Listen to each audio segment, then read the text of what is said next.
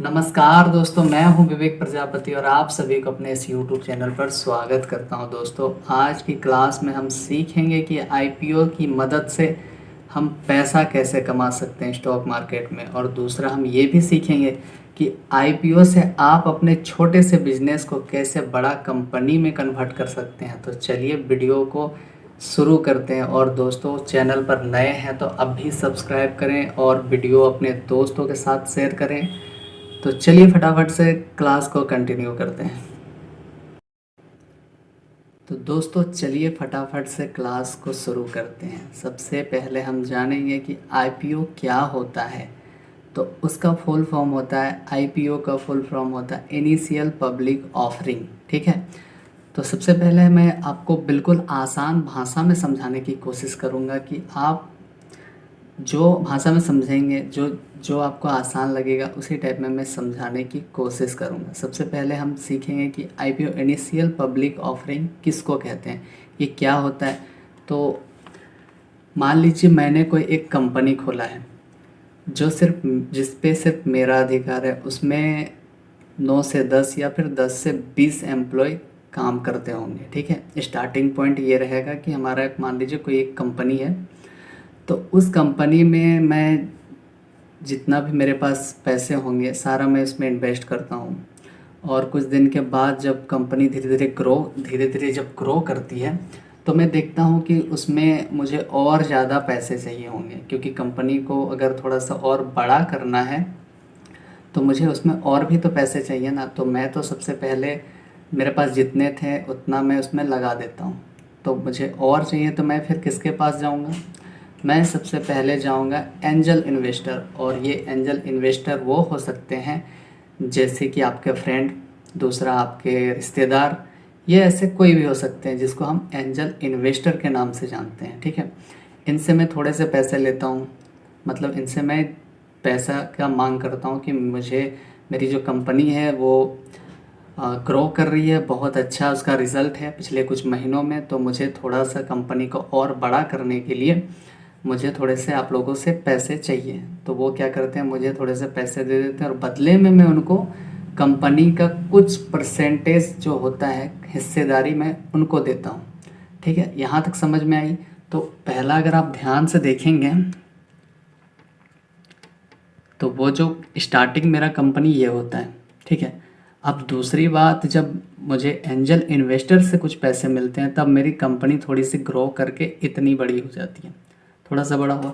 अब मुझे थोड़े से और पैसे चाहिए, क्योंकि मैंने देखा कि जब मैं इसमें इन्वेस्ट किया, एंजल इन्वेस्टर से कुछ पैसे लगे, इन्वेस्ट किया, तो कंपनी थोड़ा सा और अच्छे से चलने लगा, यानी कि और बेहतर तरीके से चलने लगा। अब कंपनी में थोड़ा सा और पैसे चाहिए ताकि कंपनी को आगे बढ़ाया जा सके। ठीक है। तो मुझे और पैसे चाहिए, तो फिर मैं किन के पास जाऊंगा? ये होती है ना बात कि सबसे पहले मैं खुद का कब जितना पैसा था वो लगाया। दूसरा चीज़ ये था कि एंजल इन्वेस्टर से कुछ मैंने मदद लिया, जो मेरे रिश्तेदार हो सकते थे या फिर मेरे फ्रेंड हो सकते थे।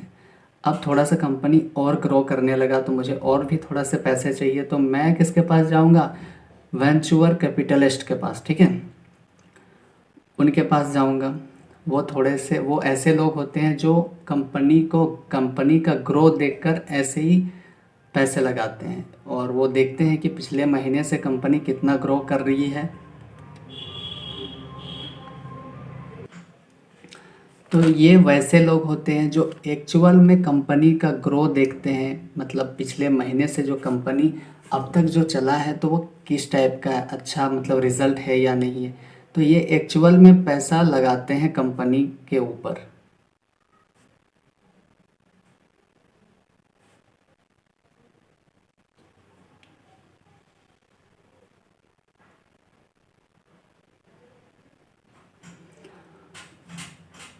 वो कंपनी के बारे में एनालिसिस करते हैं कि फ्यूचर में ये ग्रो कर सकती है कि नहीं। तो ये सब कुछ देखने के बाद जो वेंचर कैपिटलिस्ट होते हैं वो कंपनी में पैसा लगाते हैं। तो सबसे पहले मैं खुद का इन्वेस्ट किया, उसके बाद मुझे एंजल इन्वेस्टर के पास जाना पड़ा। अब मुझे तीसरा चीज़ जो है वो वेंचर कैपिटलिस्ट के पास जाना पड़ेगा। ठीक है। तो वो लोग भी मुझे थोड़े से कुछ पैसे दे देते हैं, जो उनके हिसाब में जो मुझे चाहिए होता है, जितना मुझे चाहिए होता है वो मुझे दे देते हैं।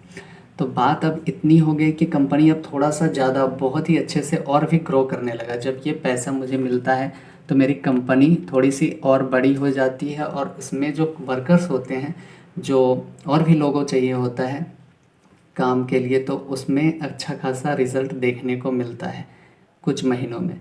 फिर कुछ टाइम बाद बहुत ज़्यादा ग्रो करता है और बहुत अच्छे से चलता है मेरा कंपनी। तब मुझे क्या करना पड़ता, मुझे अब थोड़े से और पैसे चाहिए होंगे, क्योंकि कंपनी में अब बहुत सारा जो प्रोडक्ट था उसका जो सप्लाई था,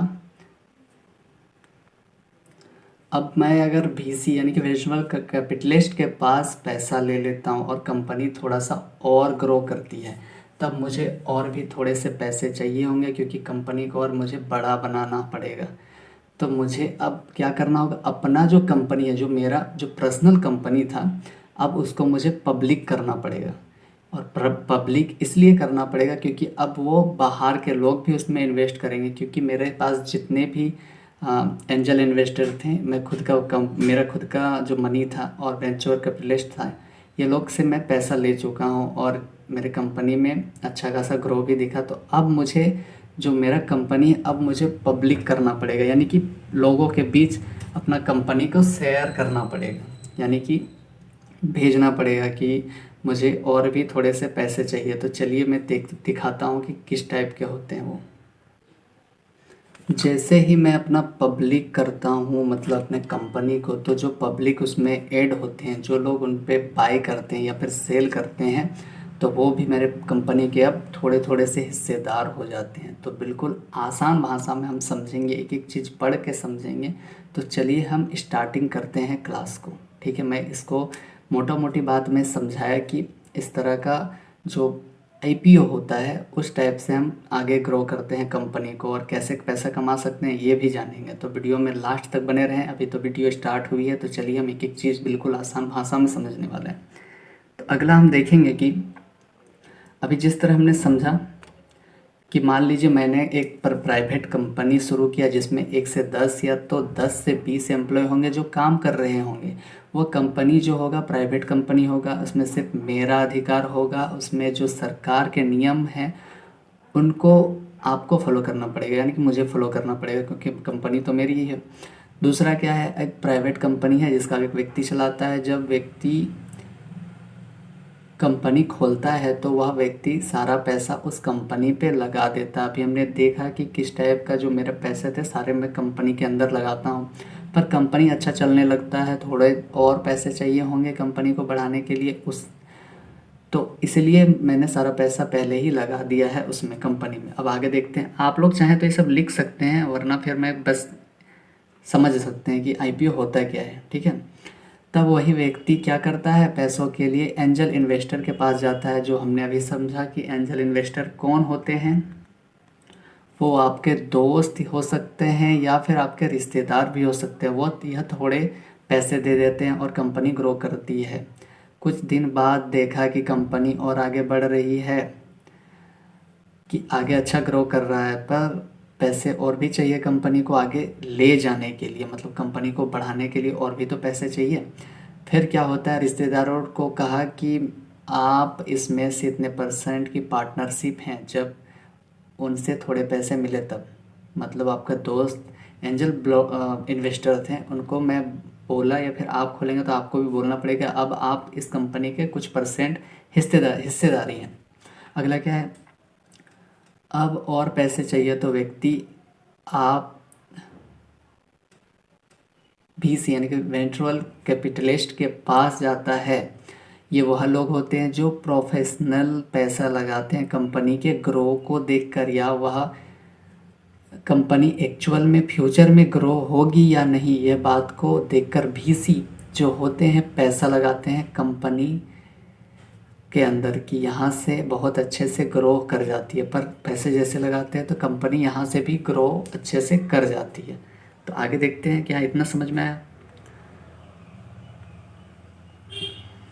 फॉर एग्जांपल के लिए आप देख सकते हैं कि अगर कोई कंपनी है, जैसे छोटा सा कंपनी जो स्टार्ट करता है, तो जैसे फिजिक्स वाला है, एग्जामपुर है, जोमेटो है, स्विगी है, ETC, इस तरह के छोटे छोटे कंपनी अब बड़े कंपनी की ओर जा चुके हैं। ठीक है, अगर आपको याद होगा कि तो जोमेटो पहले प्राइवेट कंपनी रहा होगा, फिर एंजल इन्वेस्टर में आया होगा, फिर वेंचुरल कैपिटलिस्ट, और इसी तरह से वो स्टॉक मार्केट में आया। तो हम बिल्कुल आसान भाषा में समझेंगे कि कोई भी कंपनी को हम देखते हैं, जैसे टाटा मोटर्स है, जैसे अभी यहाँ पे जो लिखा हुआ है फिजिक्स वाला जोमेटो, तो ये लोग असल में किसके थ्रू स्टॉक मार्केट में हमें देखने को मिलता है, क्या ऐसे करते हैं कि कोई भी कंपनी, जिससे आप भी कोई कंपनी अगर खोलते हैं तो फ्यूचर में उसको स्टॉक मार्केट के अंदर कैसे ले जा सकते हैं, तो वही चीज़ है ये आईपीओ।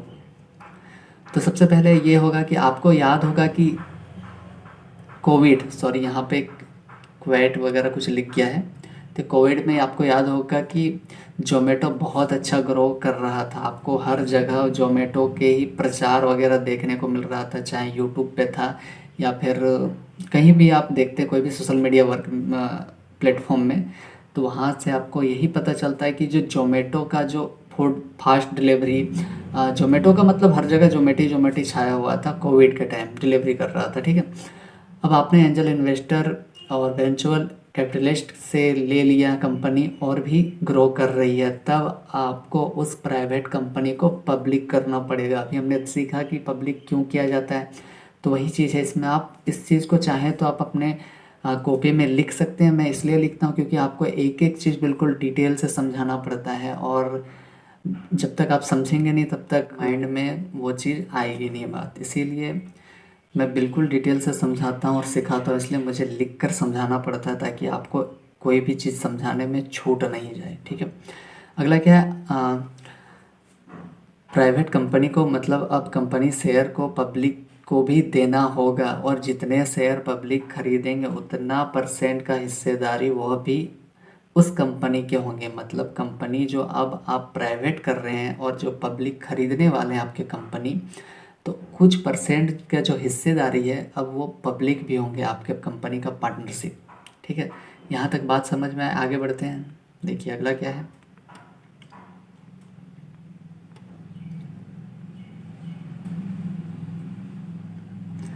अगला क्या है, आईपीओ इनिशियल पब्लिक ऑफरिंग, ठीक है। कंपनी को आईपीओ में लाने से पहले खुद को स्टॉक एक्सचेंज में लिस्ट करना होता है। तो क्या ये तुरंत हो जाता है, जैसे आप कोई कंपनी खरीदें और तुरंत मतलब आपने कोई कंपनी बनाया और वो क्या है कि 1 से 2 दिन में वो लिस्टेड हो जाएगा स्टॉक एक्सचेंज में, ऐसा होता है क्या? नहीं होता है। और वो लिस्टेड किस में हो सकता है? बीएसई या फिर एनएसई, ठीक है।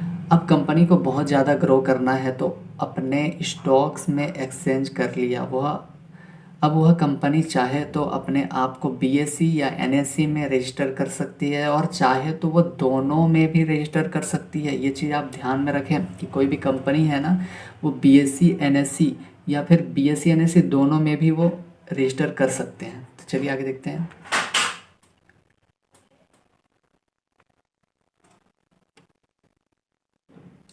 क्या ये सीधे लिस्टेड हो जाती है? सबसे ज़रूरी क्वेश्चन ये है कि जैसे मैं बताया तो आप लोग को सोचना होगा, सोच में पड़ गए होंगे, तो क्या ये सीधे रजिस्टर हो जाती है? तो जी नहीं, तो नहीं, यह सीधे रजिस्टर्ड नहीं होती है।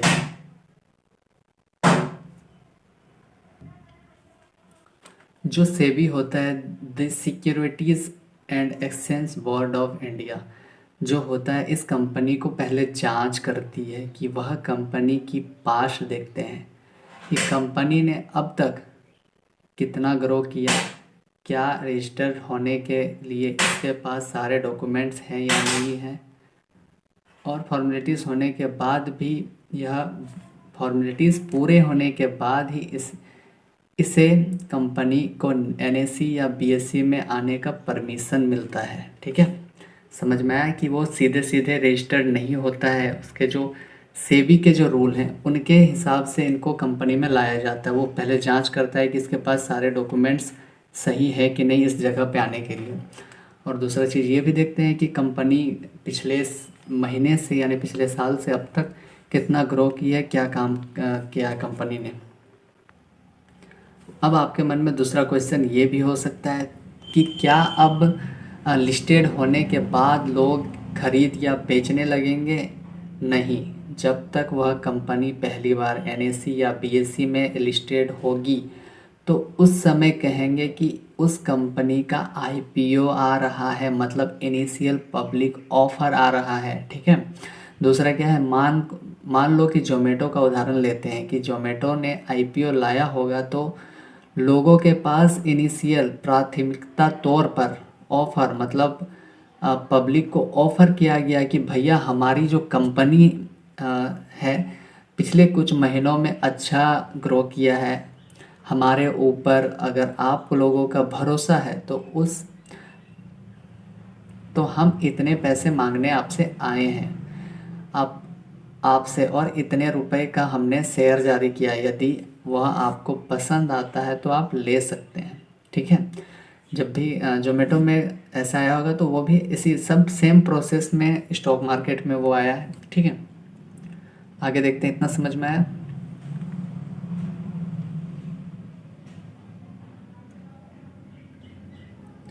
आईपीओ इनिशियल पब्लिक ऑफरिंग, कौन कौन लोग आईपीओ से पैसा लगा सकते हैं, कितने लोग ऐसे होते हैं कि कौन कौन से लोग हो सकते हैं वो कि आईपीओ में पैसा लगा सकते हैं। तो सबसे इसमें क्यूआईबी यानी कि क्वालिफाइड इंस्टीट्यूशनल बायर जो है वो इसमें इन्वेस्ट कर सकते हैं, और सबका एक कोटा होता है कि कौन से लोग कितने % इन्वेस्ट कर सकते हैं। दूसरा क्या है, यहाँ पर देखेंगे एमएफ यानी कि mutual fund, insurance company, finance company 35% quota होता है, मतलब 35 या 36 40% ऐसा होता है, अप डाउन होता ही रहता है। दूसरे कौन लोग इसमें इन्वेस्ट कर सकते हैं, दूसरा कौन है HNI, ये भी इन्वेस्ट कर सकते हैं। ये क्या कौन होते हैं, हाई नेटवर्क इंडिविजुअल। ठीक है। इनका 15% का कोटा होता है, मोर देन 2 लाख इन्वेस्टमेंट्स। ऐसे लोग जिनके हाई नेटवर्क है वो भी इनमें पैसा लगा सकते हैं, मोर देन 2 लाख यानी 2 लाख से ज़्यादा का। और तीसरे किस तरह के लोग होते हैं, रिटेलर, यानी कि हम जैसे लोग, हम और आप जैसे लोग इसमें पैसा लगा सकते हैं, जो कि हमारा भी इसमें 35% का कोटा होता है, लेस देन 2 लाख इन्वेस्टमेंट्स। अगर आप जोड़ेंगे तो 35 70 और इधर 15 यानी 85, यानी कि अप डाउन करके मतलब 100% ऐसे होता है। तो इतने सारे लोग इसमें पैसा लगा सकते हैं आईपीओ में। इतना समझ में आया। चलिए आगे देखते हैं।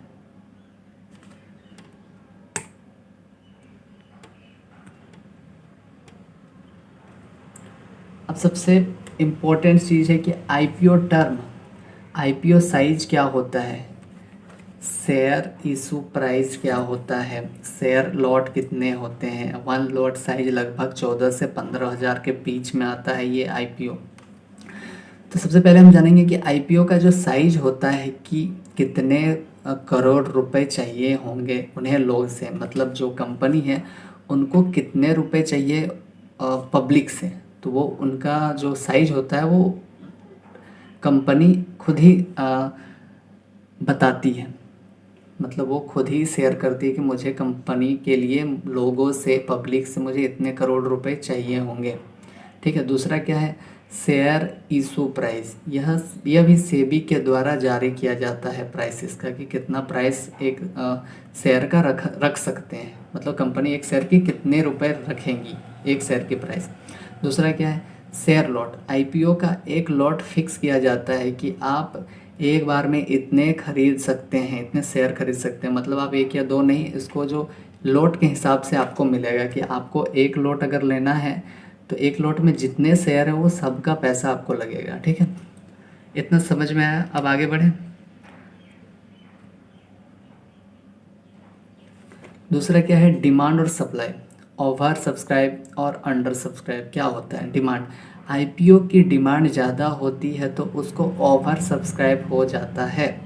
और दूसरा क्या है, अगर डिमांड कम हो जाती है तो अंडर सब्सक्राइब हो जाते हैं। जब भी ओवर सब्सक्राइब होते हैं तो उसके प्राइस बढ़ जाते हैं, किसके, शेयर के, यानी कि जो आईपीओ में जो न्यू कंपनी आया है उनका शेयर का प्राइस जब भी बढ़ जाता है जब ओवर सब्सक्राइब होता है तब। अंडर सब्सक्राइब जब भी होंगे तो जहाँ पर ख़रीदते हैं वहीं प्राइस रहेगी या फिर नीचे भी लुढ़क सकती है। ठीक है। इसीलिए मैं कहता हूँ बार बार कि इन्वेस्टमेंट करने से पहले आप खुद का रिसर्च करें, बिल्कुल ज़रूरी है, बहुत ज़रूरी है। आप किसी के कहने से इन्वेस्ट ना कर दें कि कंपनी को देखकर, या फिर आपने सुना होगा कंपनी बहुत अच्छी है और आपने इन्वेस्ट कर दिया, फिर आपको देखा कि जैसे इन्वेस्ट किया और आपका जो है लॉस में दिखने को मिलने लगा कि जितना आपने पैसा लगाया था अब वो रेड रेड कैंडल बनाकर मार्केट जो है डाउन ट्रेंड में आ रही है। तो इसीलिए आप खुद से रिसर्च करें, पहले किसी के कहने या बहकावे में आके इन्वेस्ट कभी भी ना करें, ठीक है। इतनी समझ में आई, आगे देखते हैं। अगला देखते हैं, इतना समझ में आया। जिसको भी समझ में नहीं आ रहा प्लीज़ आप वीडियो को पीछे करके देख सकते हैं, 1 से 2 बार देखेंगे तो बिल्कुल समझ में आएगा, क्योंकि मैं बिल्कुल आसान भाषा में समझा रहा हूँ और एक एक चीज़ लिख के समझा रहा हूँ ताकि कोई चीज़ छूट ना जाए, ठीक है। दूसरा क्या, आईपीओ टर्म्स, इम्पोर्टेंट डेट्स क्या होती है, ऑफर स्टार्ट डेट, खरीदने की डेट जारी होती है आईपीओ में, ठीक है। ऑफर एंड डेट यानी कि खरीदने की तारीख की ख़त्म होने की भी डेट इसमें जारी होती है। अलॉटमेंट डेट इसमें जारी होती है कि डेट कब तक होगी। रिफंड इनिशियल डेट, पैसा वापस की डेट होती है इसमें। डीमेट ट्रांसफ़र डेट, डीमेट में ट्रांसफ़र डेट होती है। और लिस्टिंग डेट, लिस्टिंग की भी डेट होती है। इसमें बहुत सारे आपको देखने को मिलेंगे, ठीक है।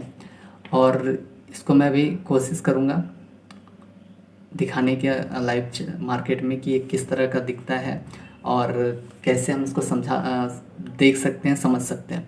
दूसरा कि अगर आप आईपीओ में अप्लाई करते हैं तो आपका जो पैसा होता है वो पहले ही काट लिया जाता है। मतलब आप जैसे कोई भी आईपीओ में इन्वेस्ट कर रहे हैं, कोई भी शेयर को ख़रीदने वाले हैं, तो उसका जो पैसा होता है आपको पहले ही काट लिया जाता है।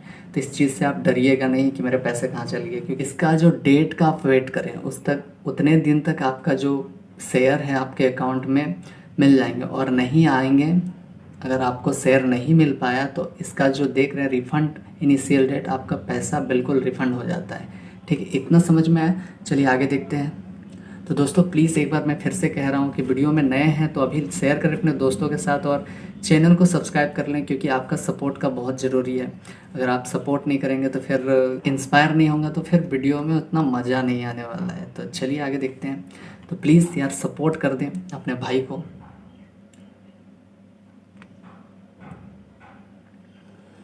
दूसरा क्या है, आईपीओ टर्म्स।